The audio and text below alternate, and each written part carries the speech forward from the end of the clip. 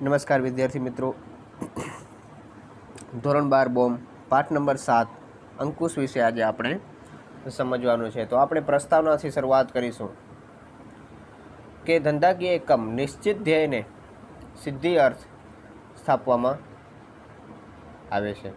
આ ધ્યેય લાંબા ગાળાના કે ટૂંકા ગાળાના હોઈ શકે છે.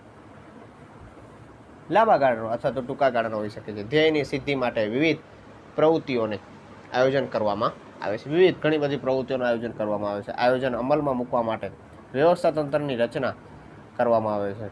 એકમની યોજનાઓ ગમે તેટલી ચોકસાઈપૂર્વક ઘડવામાં આવી હોય અને તે માટે એકમે આદર્શ વ્યવસ્થા તંત્રની રચના કરી હોવા છતાં પણ વિવિધ યોજનાઓનો અમલ દરમિયાન અવરોધો અને મુશ્કેલીઓ ઉદ્ભવે છે.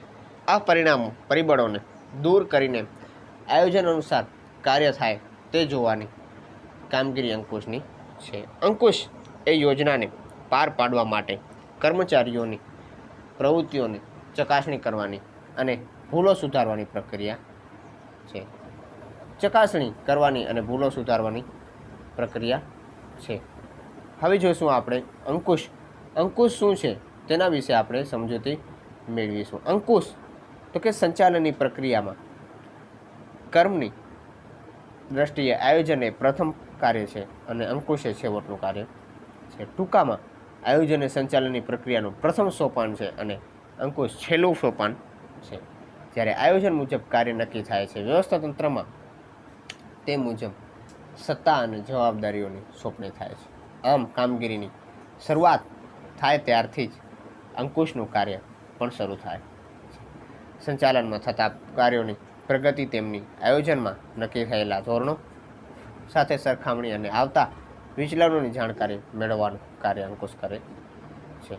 આવા વિચલનોની માહિતી મેળવીને તેમને દૂર કરવા અને સુધારાલક્ષી પગલાં લેવાનું કાર્ય અંકુશનું છે. હવે એમનો અર્થ જોશો તો સામાન્ય અર્થ અંકુશ એટલે એકમમાં કયા કાર્યો થઈ રહ્યા છે તે નક્કી કરવું, થઈ રહેલા કાર્યોનું મૂલ્યાંકન કરવું અને જો જરૂર લાગે તો સુધારાલક્ષી પગલાં લેવા કે જેનાથી યોજના મુજબ કાર્ય થાય. બીજા અર્થમાં જોયું કે આયોજન ધ્યેય નક્કી કરે છે અને અંકુશ એ તેને અસરકાર બનાવે છે. હવે હેનરી ફ્યોલના મત અનુસાર જણાવ્યા મુજબ ધંધાકીય એકમમાં બધું નક્કી કરેલી યોજના મુજબ, આપેલી સૂચના મુજબ અને સ્થાપિત સિદ્ધાંતો મુજબ ચાલે કે નહીં તેની ચકાસણી કરવાનું અંકુશમાં સમાવેશ થાય. તેનો હેતુ નબળાઈઓ અને ભૂલો શોધી કાઢવાનો છે, જેથી તે સુધારી શકાય અને ફરી થતાં અટકાવી શકાય છે. હવે પીટર એફ ડ્રકરના જણાવ્યા મુજબ અંકુશ એટલે પ્રયત્ન અને પરિણામ, સાધન અને ઉદ્દેશ વચ્ચે સમતુલા સાધવાનું કાર્ય કરે. સાધન અને ઉદ્દેશ વચ્ચે સમતુલા યોગ્ય માપ સાધવાનું કાર્ય કરે છે. ટૂંકમાં ધારિત ધોરણો પ્રમાણે કાર્ય થતા રહે તે રીતે પ્રવૃત્તિઓની નિયમન કરવું અને અંકુશનું હાર્દ છે. હવે તેમની લાક્ષણિકતાઓ વિશે સમજીશું આપણે. લાક્ષણિકતાઓ. પહેલું, આયોજન સાથેનો સંબંધ. આયોજન અને અંકુશ બંને એક સિક્કાની બે બાજુ સમાન છે.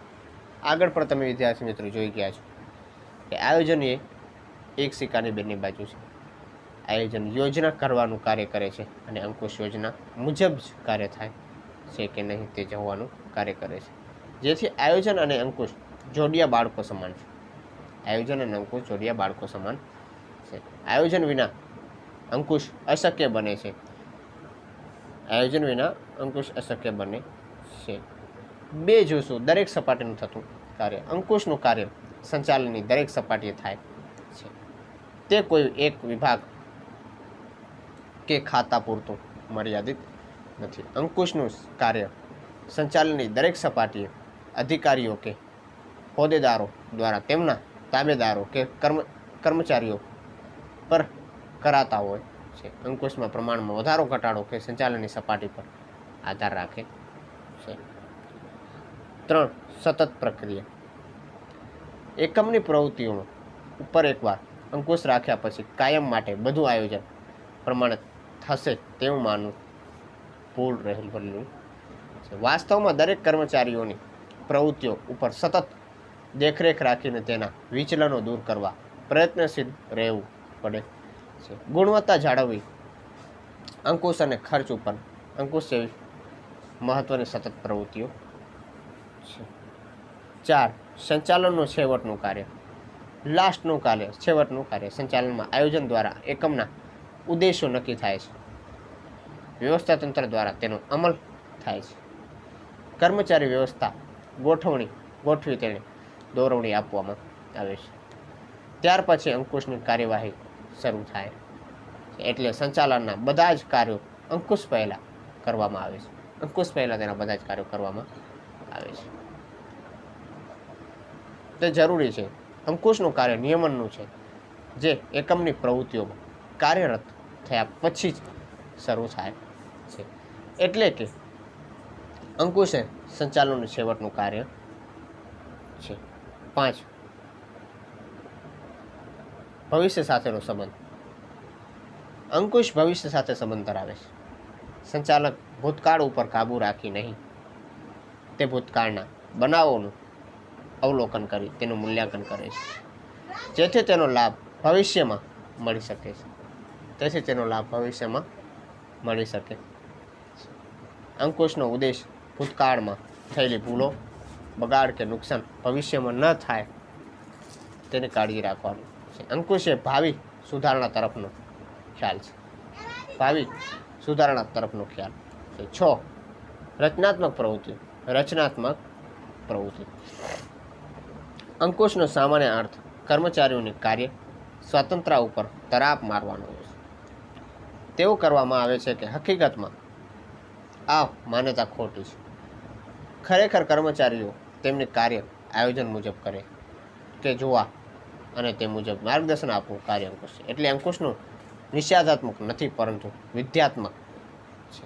અંકુશ એ થતી ભૂલોને સુધારી આપે છે અને ફરી ભૂલ ન થાય તેના પગલાં લે છે. આમ અંકુશ એ રચનાત્મક પ્રવૃત્તિ છે. અંકુશ શું છે તો કે રચનાત્મક પ્રવૃત્તિ છે. 7. આંતરિક પ્રક્રિયા. અંકુશ એ આંતરિક પ્રક્રિયા છે. એકમની વિવિધ પ્રક્રિયાઓ જેવી કે ઉત્પાદન, વેચાણ, ખરીદ, નાણાકીય બાબતો, નાણાં, હિસાબ તથા કર્મચારીઓનું કાર્ય પદ્ધતિ સાથે અંકુશની પદ્ધતિ વણી લેવામાં આવે છે, જેના કારણે આ કાર્યો ઉપર અંકુશ રાખી શકાય છે.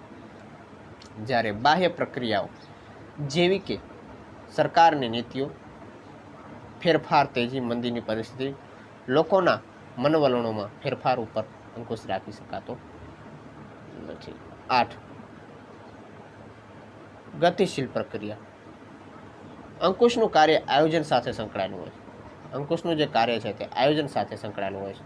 આયોજન અને અંદાજ ઉપર આધારિત સૂચિત બૌદ્ધિક પ્રક્રિયા છે.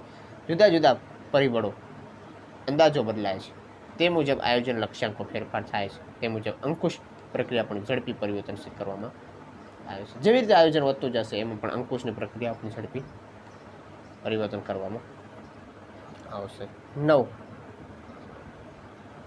વ્યક્તિલક્ષી પ્રવૃત્તિ. અંકુશ એ વ્યક્તિઓ માટે અને વ્યક્તિઓની પ્રવૃત્તિ સુધારવા માટે કરવામાં આવતી પ્રવૃત્તિ છે. તેના કેન્દ્રમાં વ્યક્તિ છે. અંકુશ એ કર્મચારીઓ ઉપર રાખવામાં આવે છે. દરેક પ્રવૃત્તિઓ અને કાર્યો કર્મચારીઓ દ્વારા જ કરવામાં આવે છે. જે ભૂલો અને વિચલનો મળે છે તે વ્યક્તિ દ્વારા થાય છે. આમ અંકુશ એ વ્યક્તિલક્ષી પ્રવૃત્તિ છે. તે શું છે તો કે વ્યક્તિલક્ષી પ્રવૃત્તિ છે. 10. અંકુશ વૈધિક કે અવૈધિક હોઈ શકે. એકમમાં વ્યવસ્થા તંત્ર અને ઉત્પાદન પ્રવૃત્તિના સંદર્ભમાં અંકુશની વ્યવસ્થા વૈધિક સ્વરૂપે સ્થાપવામાં આવે છે. તેની વ્યવસ્થા વૈધિક સ્વરૂપે સ્થાપવામાં આવે છે, પરંતુ સમય જતાં એકમમાં અવૈધિક સ્વરૂપની અંકુશ વ્યવસ્થા પણ વિકાસ પામે છે. આવી અવૈધિક અંકુશ વ્યવસ્થા કેટલીક વખત વધુ અસરકારક સાબિત થતી હોય છે. મહત્વ. અંકુશ એ સંચાલનનું મહત્વનું સોપાન છે. સંચાલનના ઉદ્દેશો સિદ્ધ કરવા અંકુશની જરૂર પડે છે. અંકુશ વગરનું ઔદ્યોગિક એકમ સારથી વગરનું રથ જેવું ગણવામાં આવે છે. એકમની બધી જ પ્રવૃત્તિઓ નક્કી કરેલી યોજનાઓ, આપેલી સૂચનાઓ અને નક્કી કરેલા સિદ્ધાંતો મુજબ થાય છે કે નહીં તેની ચકાસણી કરવાનું કાર્ય અંકુશ કરે છે. અંકુશનો મુખ્ય હેતુ ભૂતકાળમાં થઈ ગયેલી ભૂલો અને ખામીઓ શોધી તેનું પુનરાવર્તન અટકાવવાનું હોય છે. તેનું પુનરાવર્તન ન થાય બીજી વખત તે અટકાવવાનું હોય છે. હવે આગળ જોઈશું તો કે આપણે ધ્યેય સિદ્ધિ માટે મદદરૂપ.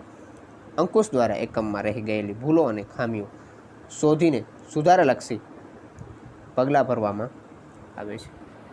સુધારાલક્ષી પગલાં ભરવામાં આવે છે. તેને કારણે યોજના પ્રમાણે બધી જ પ્રવૃત્તિઓ આગળ વધે છે. તેથી ધ્યેય સિદ્ધિનું કાર્ય સરળ બને છે. આના લીધે જે ધ્યેય સિદ્ધિનું કાર્ય હોય છે તે ખૂબ જ સરળ બને છે. 2. પ્રવૃત્તિઓ ઉપર અંકુશ. ધંધાકીય એકમની વિવિધ પ્રવૃત્તિઓ અને કાર્ય વિસ્તારો જેવા કે ઉત્પાદન, વેચાણ, કર્મચારી, નાણાકીય ગુણવત્તા વગેરે પ્રવૃત્તિઓ અને કાર્યો વિસ્તારો ઉપર અંકુશ રાખી શકાય છે. 3. આયોજન અસરકારક બને છે.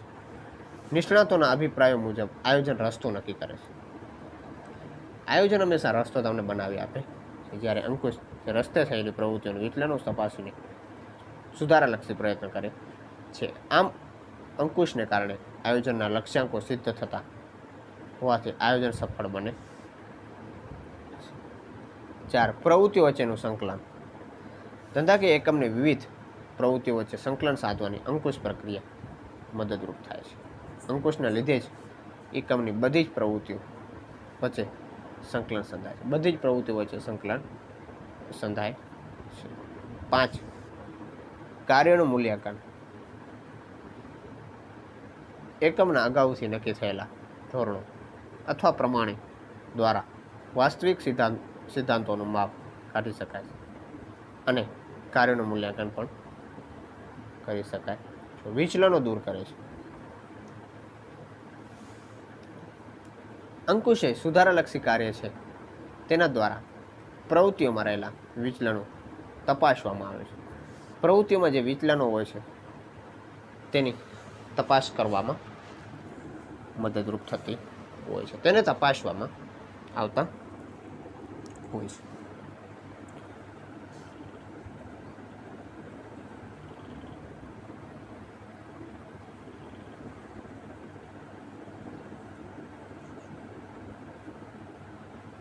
તપાસવામાં આવે અને તેના કારણો શોધીને સુધારાલક્ષી પગલાં લેવામાં આવે છે. તેથી વિચલનોનું પ્રમાણ ઘટે છે. આથી વિચલનોનું પ્રમાણ ઘટી જાય છે. સત્તા સોંપણી માટે જરૂરી. આગળ ભણીએ તો કે સત્તા સોંપણી માટે જરૂરી. સત્તા સોંપણી માટે અંકુશ જરૂરી છે. કર્મચારીને કાર્ય સોંપાયા બાદ તેમની પર દેખરેખ રાખવાની જવાબદારી તેના ઉપરી અધિકારી ઉપર આવે છે.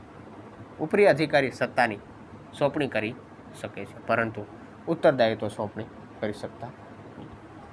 તેનું ઉત્તરદાયિત્વ છે તેનું સોંપણી કરી શકતા નથી. 8. ભૂલોની સ્ત્રોત. અંકુશમાં તાબેદારો કે કર્મચારીઓની થયેલી કામગીરીનું મૂલ્યાંકન કરવામાં આવે છે.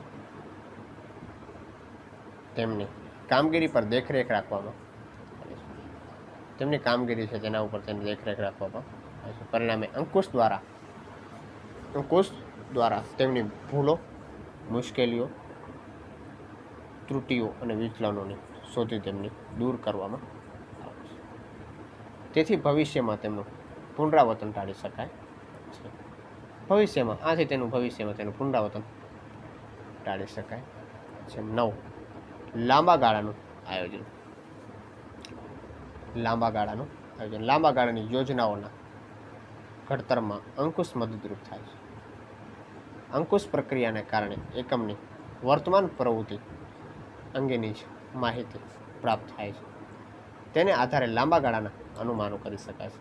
આના લીધે લાંબા ગાળાના જે અનુમાનો હોય છે તે આપણે કરી શકાય છે. 10 દોરવણીમાં મદદરૂપ. અંકુશ દ્વારા દોરવણીનું કાર્ય સરળ બને છે. અંકુશ કર્મચારીઓ ઉપર દેખરેખ રાખે છે, તેમને પડતી મુશ્કેલીઓ જાણે છે અને તેમને કાર્ય માટે માર્ગદર્શન અને દોરવણી આપે છે, જેથી નિર્ધારિત પદ્ધતિઓ દરેક પ્રવૃત્તિઓ સાથે થાય છે. માટે નિર્ધારિત પદ્ધતિઓ દરેક પ્રવૃત્તિ માટે થાય છે.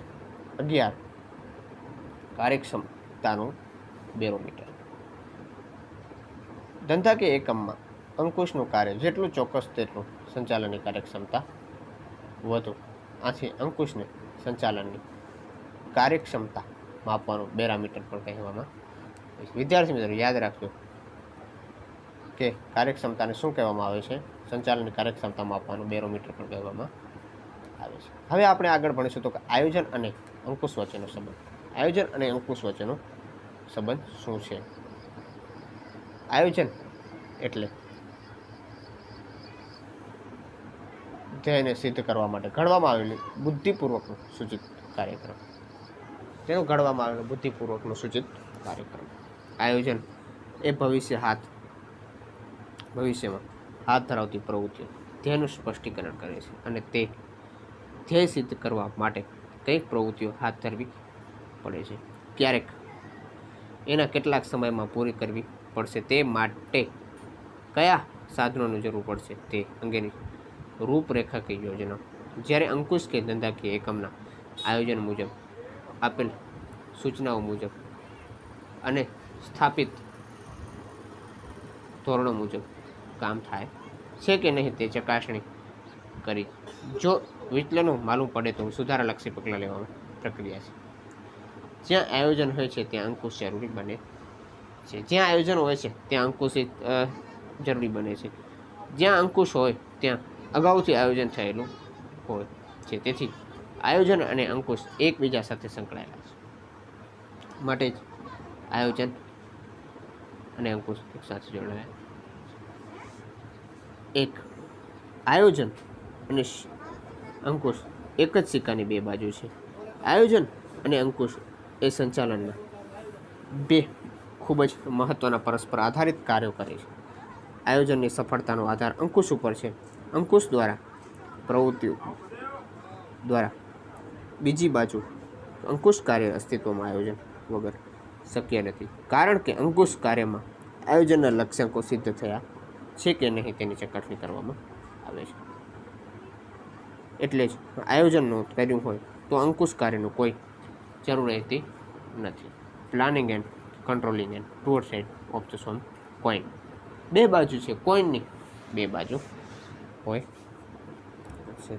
હવે આગળ આપણે જોઈએ તો કે પરિવર્તનનો સામે રક્ષણ. પરિવર્તનનો સામે રક્ષણ. આયોજનમાં જે કર્મો ઘડવામાં આવે છે તેનું અમલ આંતરિક અને બાહ્ય પરિબળો ઉપર આધારિત હોય છે. આંતરિક પરિબળો નિયંત્રણોમાં લઈ જાય છે, જ્યારે બાહ્ય પરિબળો જેવા કે સરકારી નીતિ, હરીફાઈ, તેજી મંદી, કાચા માલની અછત, લોકોની અભિરુચિ, ફેશનમાં પરિવર્તન વગેરે માટે અંકુશ જરૂરી છે. આ બધા માટે શું છે? અંકુશ જરૂરી છે. બાહ્ય પરિબળો સમજીએ કે અનુસાર સુધારાલક્ષી પગલાં લઈએ તો આયોજન અનુસાર કાર્ય થાય તે જોવાનું કાર્ય અંકુશનું છે. આમ આયોજન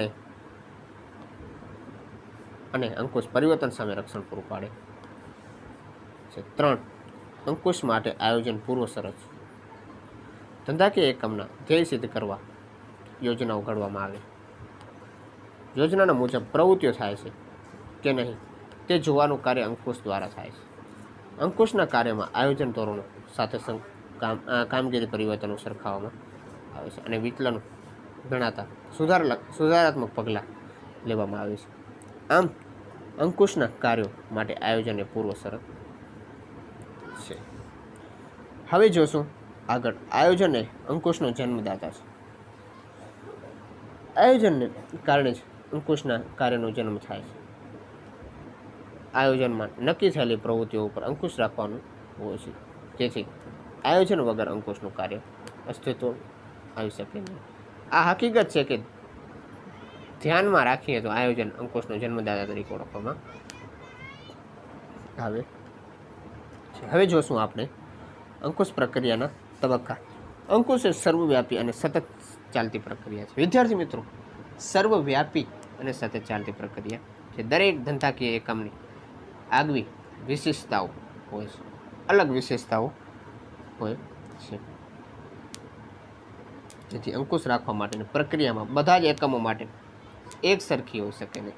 છતાં અંકુશ રાખવાની પ્રક્રિયામાં કેટલાક તબક્કાઓ સામાન્ય રીતે દરેક ધંધાકીય એકમોમાં જોવા મળે છે કે નહીં તે નીચે મુજબ છે. અંકુશ પ્રક્રિયાના તબક્કા. અંકુશ પ્રક્રિયાના તબક્કા તો કે ધોરણોની સ્થાપના, માહિતીનું સંપાદન, કામગીરીનું માપન, થયેલી કામગીરીની સ્થાપિત ધોરણો સાથે સરખામણી અને સુધારાલક્ષી પગલાઓ. આ મહત્વનું બાબતો હોય છે. ધોરણોની સ્થાપના.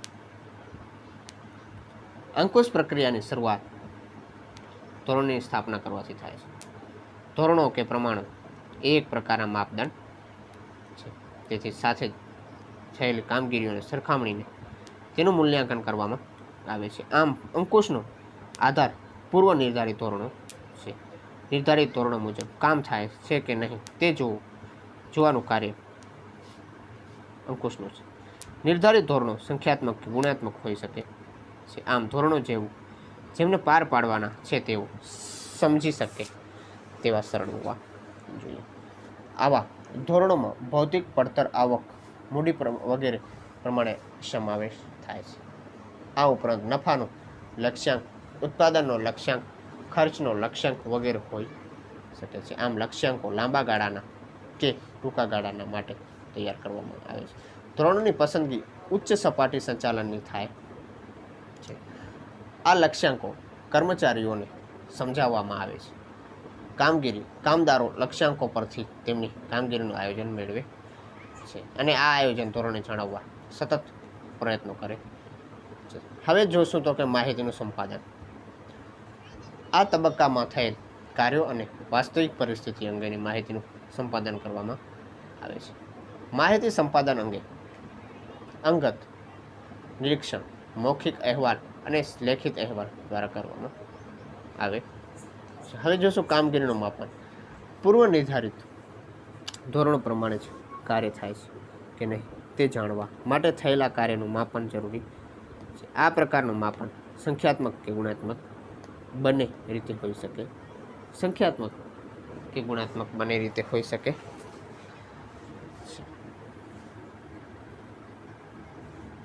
હવે જોશું થયેલી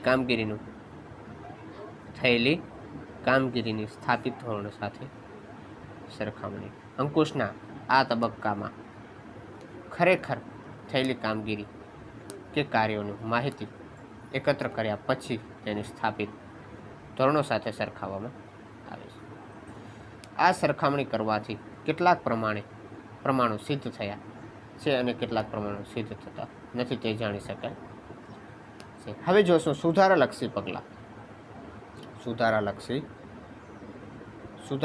પગલાં વિશે આપણે માહિતી મેળવીશું. તો કે સુધારાલક્ષી પગલાં એ અંકુશ પ્રક્રિયાનો છેલ્લો તબક્કો છે. સુધારાલક્ષી પગલાં એ અંકુશ પ્રક્રિયાનો છેલ્લો તબક્કો. કાર્યનું મૂલ્યાંકન કરીને સ્થાપિત ધોરણો સાથે સરખામણી કરવામાં આવે છે અને વિચલનો જણાય તો તે દૂર કરવામાં સુધારાલક્ષી પગલાં લેવાય છે. આ માટે નીચે જણાવેલ 3 પૈકી કોઈ પણ યોગ્ય પગલાં લેવામાં આવે છે.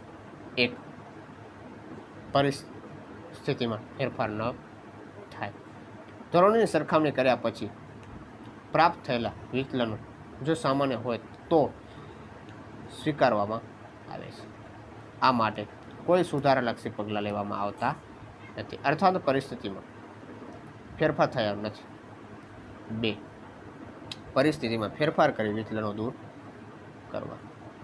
સ્થાપિત ધોરણો અને વાસ્તવિક ધોરણો વચ્ચે જો મોટો તફાવત હોય તો આવો તફાવત વિચલન ઉદ્ભવમાં કારણો તપાસ દૂર કરવા જરૂરી સુધારાલક્ષી પગલાં લેવાય છે.